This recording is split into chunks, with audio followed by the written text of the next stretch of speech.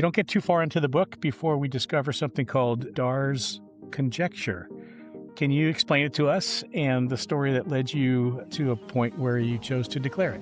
Yeah, so this is like 1992, 1993, before I went to Wall Street, and someone from Nielsen Household Services, which is a division of AC Nielsen, this media company, a gentleman called Ben said, "Hey, I believe you're doing something in machine learning.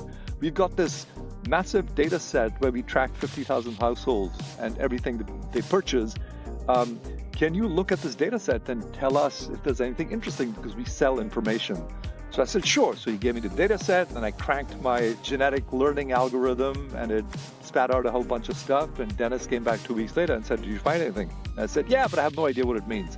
He says, "Well, let's take it from the top." And I said, older women in the Northeast do a lot of shopping on Thursdays. And he looks at me and says, "Oh yeah, that's because that's coupon day. What else did you find?" And I was just like ecstatic that I hadn't told the computer to find any such thing. I just said, find unusual consumption patterns.